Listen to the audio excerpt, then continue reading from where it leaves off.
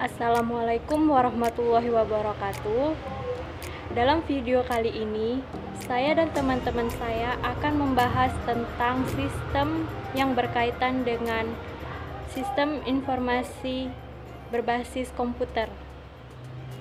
Sebelum memasuki materi, perkenalkan, saya Ade Eva Yolanda.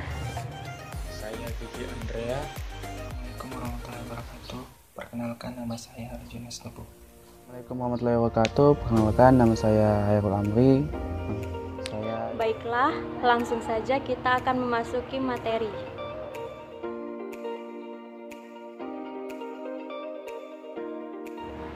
Sistem informasi berbasis komputer atau CBIS mengandung arti bahwa komputer memainkan peran penting dalam sebuah sistem informasi. Secara teori, penerapan sebuah sistem informasi memang tidak harus menggunakan komputer dalam kegiatannya. Tetapi, pada prakteknya tidak mungkin sistem informasi yang sangat kompleks itu dapat berjalan dengan baik jika tanpa adanya komputer. Sistem informasi yang akurat dan efektif dalam kenyataannya selalu berhubungan dengan istilah computer based atau pengelolaan informasi yang berbasis pada komputer.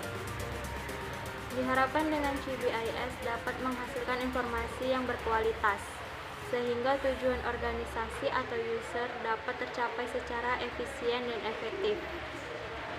Dengan hasil yang maksimal dan proses yang optimal, dan 5 hal pokok yang merupakan manfaat dari sistem informasi dalam pengendalian manajemen organisasi, yaitu 1. Penghematan waktu atau time saving. Yang kedua, penghematan biaya atau cost saving. Yang ketiga, peningkatan efektivitas atau effectiveness.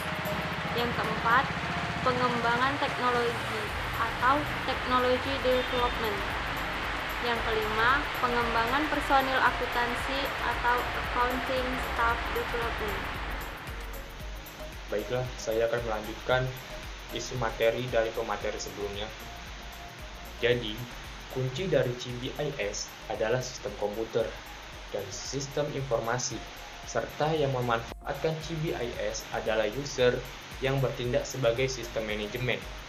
Sehingga istilah-istilah yang terkait dengan CBIS antara lain: yang pertama, sistem komputer atau computer system, meliputi hardware, software, dan brainware. Kedua, sistem informasi atau information system, meliputi input, model, output, database teknologi, dan kontrol. Ketiga, sistem manajemen atau manajemen sistem, meliputi functional management dan level management. Contoh aplikasi sistem informasi berbasis komputer. 1. CIA atau sistem informasi akuntansi. Tujuan pengolahan data, mengumpulkan data yang menjelaskan kegiatan perusahaan, mengubah data tersebut menjadi informasi, serta menyediakan informasi bagi pemakai di dalam maupun di luar perusahaan.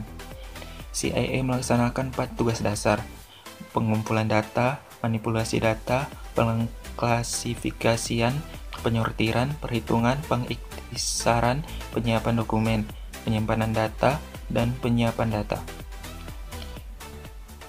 2. Sistem informasi manajemen. Tujuan SIM memenuhi kebutuhan informasi umum semua manajer dalam perusahaan atau dalam suborganisasi perusahaan. 3. SPK atau sistem penunjang keputusan.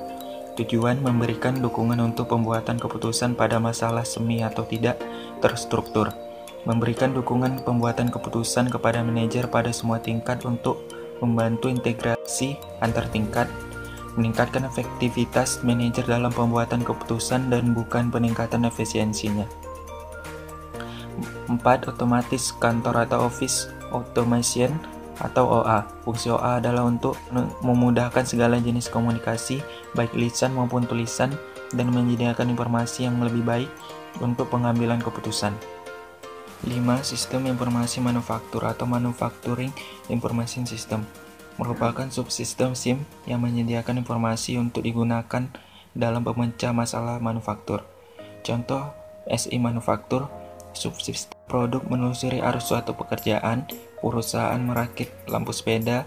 Senter ini dirakit dari beberapa bagian. Jadwal produksi menentukan langkah-langkah proses produksi yang akan dilakukan, menentukan status sehingga pekerjaannya dapat ditanyakan. Based Information System atau CBIS atau yang dalam bahasa Indonesia disebut juga Sistem Informasi Berbasis Komputer merupakan sistem pengelola data menjadi sebuah informasi yang berkualitas, berguna bagi penerimanya, dan dipergunakan untuk suatu alat bantu pengambilan keputusan. Sistem pakar yaitu suatu sistem berbasis komputer atau suatu program komputer yang dirancang menggunakan pengetahuan, fakta, dan teknik penalaran dalam memecahkan dan menyelesaikan masalah, di mana suatu sistem tersebut bisa menyamai atau meniru penalaran dan keahlian seorang pakar. Aktivitas pemecahan masalah yang dimaksud yaitu pembuatan keputusan atau decision making, pemaduan pengetahuan atau knowledge fusion, pembuatan desain atau designing, perencanaan atau planning, perakiraan atau forecasting, pengaturan atau peregulating, pengendalian atau controlling, perumusan atau prescribing, penjelasan atau explaining, pemberian nasihat atau advising, dan pelatihan atau tutoring. Sistem pengambilan keputusan atau mengambil atau membuat keputusan adalah suatu proses yang dilaksanakan orang berdasarkan pengetahuan dan informasi yang ada padanya pada saat tersebut dengan harapan bahwa sesuatu akan terjadi.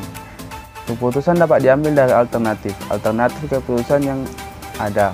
Kemudian informasi tersebut diolah dan disajikan dengan sistem penunjang keputusan.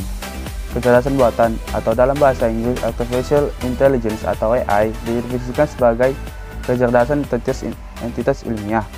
Sistem seperti ini umumnya dianggap komputer. Kecerdasan diciptakan dan dimasukkan ke dalam suatu mesin atau komputer agar dapat melakukan pekerjaan seperti yang dilakukan manusia.